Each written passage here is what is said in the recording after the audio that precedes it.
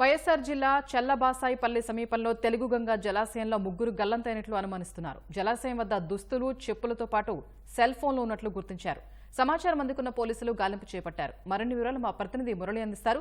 మురళి, తెలుగుగంగ జలాశయం వద్ద ప్రమాదం ఎలా జరిగింది, వారికి సంబంధించి వివరాలేంటి?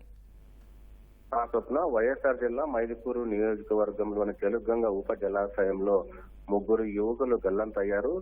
నిన్న ఆదివారం సెలవు దినం కావడంతో ప్రొద్దుటూరు పట్టణానికి చెందినటువంటి ముగ్గురు యువకులు సరదాగా తెలుగుగంగ ఉప జలాశయంలో ఈత కొట్టడానికి దువ్వూరు మండలం చల్లబసాయపల్లి సమీపంలోని తెలుగుగంగ ఉప జలాశయానికి వెళ్లారు. అయితే ఆ ప్రాంతానికి వెళ్ళినటువంటి సరదాగా ఈత కొట్టడానికి వెళ్ళినటువంటి ముగ్గురు యువకులు ఇప్పటి వరకు కూడా తిరిగి ఇంటికి రాకపోవడంతో కుటుంబ సభ్యులు ఆందోళన వ్యక్తం చేస్తున్నారు. అయితే ఆ ప్రాంతానికి వెళ్లి స్థానికులు గమనించడంతో అక్కడ ముగ్గురు యువకులకు సంబంధించినటువంటి చెప్పులు, దుస్తులు, అదేవిధంగా మొబైల్ సంబంధించినటువంటి అక్కడ కొన్ని ఆనవాళ్ళు కూడా ఆ ప్రాంతంలో వదిలి వాళ్ళు లోపలికి వెళ్ళారు. అయితే గల్లంతైనటువంటి యువకులు ఏమయ్యారనే దానిపైన కూడా పోలీసులు ఇప్పటికే సమాచారం అందుకున్నారు.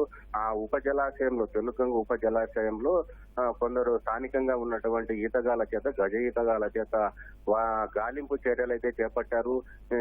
అంటే ఎక్కువ లోతుగా ఉన్నటువంటి ఈ ఉప జలాశయంలోకి ఏమైనా ముగ్గురు యువకులు మునిగిపోయారా అనే దానిపైన కూడా పోలీసులు ఆరా తీస్తున్నారు. మొత్తం మీద ప్రస్తుతం అయితే ముగ్గురు యువకుల కోసం పోలీసులు గాలింపు చర్యలు చేపట్టారు. గజ ఈతగాల ప్రస్తుతం ఉప జలాశయంలో గాలింపు కొనసాగుతోంది. స్వప్న, ధన్యవాదాలు మురళి.